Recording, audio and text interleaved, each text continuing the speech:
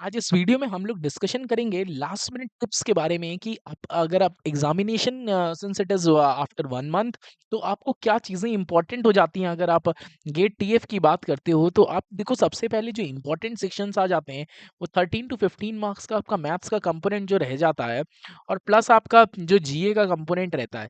जीए अगर आप last 20 years की कैलकुलेट कर लोगे तो बहुत आसानी से हो जाएगा। रही बात मैथमेटिक्स की, तो मैंने आपको बहुत पहले भी बता चुके हैं कि आप प्रोबेबिलिटी, आप जो नॉर्मल डिस्ट्रीब्यूशन फंक्शन हो गया, जो पीडीएफ की बात करते हैं हम लोग, उस तरीके से अगर आप कैलकुलेशन करके आप अच्छे से प्रैक्टिस कर लोगे तो वो एक इम्पॉर्टेंट कंसेप्ट हो जाता है। नेक्स्ट, अगर आप डिफरेंशियल इक्वेशन को प्रैक्टिस कर लोगे तो ये 2-3 चीज़ें हैं जो आप चीज़ें कर सकते हो। लाप्लास बहुत ज़्यादा बार पेपर में टेक्सटाइल के एस्पेक्ट में नहीं आया हुआ है, बट और भी जो चीज़ें आपकी प्रोबेबिलिटी हो गया, डिफरेंशियल इक्वेशन हो गया, इस तरीके के क्वेश्चंस बहुत सिंपल सिंपल से आते हैं एग्जामिनेशन पॉइंट ऑफ व्यू में। दूसरा, आप जो ट्रेपेज़ॉइडल रूल हो गया, सिम्पसन रूल हो गया, ये चीज़ें आपको बहुत ज़्यादा इंपॉर्टेंट हो जाती हैं अगर आप कैलकुलेशन करते हो। न्यूटन-रैप्सन मेथड आपको पढ़ना इंपॉर्टेंट हो जाएगा अगर आप मैथ की बात करते हो। टेक्सटाइल फाइबर्स में अगर आप कैलकुलेट करोगे तो टेक्सटाइल फाइबर्स में if we talk about some tips, तो आपको टिप्स में ध्यान क्या रखना है कि आप 1 मार्क क्वेश्चन में आप देखोगे ज़्यादातर पीवाईक्यूज और आपके जो बेसिक क्वेश्चंस होंगे वो आपके आ रहे होंगे। अच्छा, आपको गेस नहीं करना है बिल्कुल भी। आपको अगर बन रहा हो तो आप चीज़ें गेस करोगे तो that will work, but eventually over the period अगर आप देखोगे आप बहुत ज़्यादा गेस कर रहे हो तो आपका नेगेटिव मार्किंग बहुत ज़्यादा हो जाएगी। दूसरा, आप न्यूमेरिकल्स जो है प्रैक्टिस जो आप करोगे, न्यूमेरिकल्स में आप देखो यार्न ज्योमेट्री, फैब्रिक ज्योमेट्री की प्रैक्टिस आपको करना बहुत ज़्यादा ज़रूरी है और बहुत पेपर आ रहे होते हैं। रिंग फ्रेम का आपको क्वेश्चन देखने को मिलता है न्यूमेरिकल में, आपको एडवांस स्पिनिंग का कैलकुलेशन देखने को मिल रहा होता है।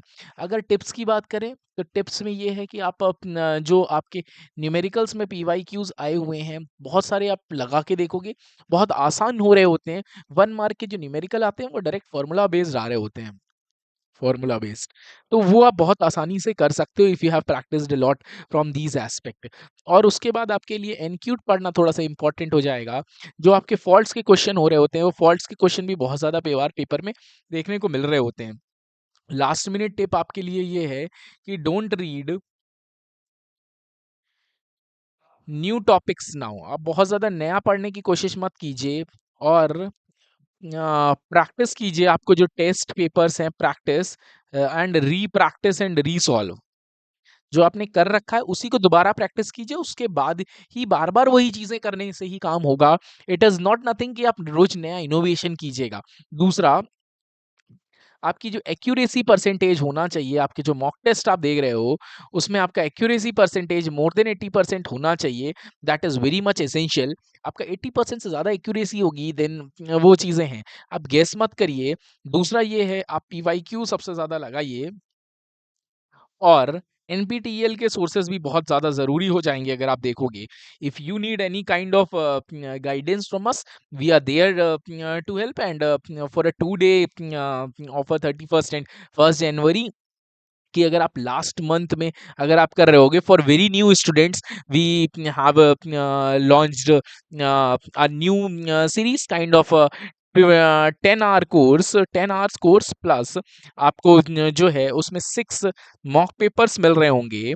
तो that is at a very affordable price of rupees 2000, but this is for a 2 day only, today and tomorrow, then you can avail this offer। और नेक्स्ट, अगर हम इसमें देखेंगे कि अगर आप देखोगे इसमें तो you can watch our videos as well. And अगर आपको नहीं भी समझ में आ रहा है तो आप किस तरीके से पढ़ो। जैसे अगर आप टेक्सटाइल केमिस्ट्री की बात कर रहे हो, टेक्सटाइल केमिस्ट्री में, तो टेक्सटाइल केमिस्ट्री में डाइंग का क्वेश्चन बहुत आ रहा होता है। डाइंग का क्वेश्चन आपको देखने हैं। डाइंग एक एक्सोथर्मिक प्रोसेस है, उसमें गिब्स फ्री एनर्जी का क्वेश्चन आता है, delta G is equals to delta H minus T delta S. उसी में आपका जो बियर लैम्बर्ट्स लॉ का क्वेश्चन आ रहा होता है, बियर लैम्बर्ट्स लॉ का आप क्वेश्चन देखने को मिलता है। दूसरा, अगर आप देखोगे उसमें आपको जो इंट्रोपी की बात करते हैं, इंट्रोपी इंट्रोपी क्या चीज़ होती है, डिग्री ऑफ रैंडमनेस की बात करते हैं। तो इस तरीके से आपको चीज़ें बहुत ज़्यादा देखने को मिल रही होती हैं। नेक्स्ट, अगर आप इसी में कैलकुलेशन करोगे फिनिशिंग में, तो कौन-कौन से टाइप्स ऑफ फिनिशेस होते हैं। जैसे फोम फिनिशिंग की बात करते हैं, तो फोम फिनिशिंग में किस तरीके से होते हैं। जैसे एक बार क्वेश्चन आया था फोम फिनिशिंग में, जो फ़ोम होता है, फ़ोम की स्टेबिलिटी बहुत इम्पोर्टेंट होती है। Stability of the foam is very important और उसके लिए हम लोग क्या करते हैं विस्कोसिटी बिल्डर्स को ऐड करते हैं। ये गेट में क्वेश्चन आया हुआ था, विस्कोसिटी बिल्डर्स को हम लोग ऐड कर रहे होते हैं, ठीक है? इसी तरह जैसे आप एडवांस्ड स्पिनिंग हो गया, लूम में बात कर रहे होते हैं, शटललेस लूम, रेपियर लूम में क्या डिफरेंस होता है, उसका किस तरीके से मैकेनिज़्म होता है, टैपेट, डॉबी और जैकार्ड किस तरीके से वर्क कर रहे होते हैं। आपको उस तरीके से पढ़ना बहुत इम्पोर्टेंट है। फॉर जो ऑलरेडी न हम लोग के साथ पढ़ रहे हैं, तो we have studied each and every things from the scratch but if you are new तो you can watch these series और आप अगर सेल्फ स्टडी करोगे then this is very much essential. और दूसरा last but not the least कि don't compare, comparison मत करना बस, डोंट कंपेयर। आप जितना कर पा रहे हो उतना कर पा रहे हो, किसी तरीके से आपको किसी से भी कंपैरिजन करने की जरूरत नहीं है, जितना हो पा रहा है उतना ठीक है। This is not the end, this is the path the series. और इससे बहुत सारी चीजें मिलती हैं but it is not the life. आप इस चीज़ को करोगे ओवर द फेस, आप इन चीज़ों से लर्न करोगे and then you can do these aspect. I wish you all the very best for your examinations.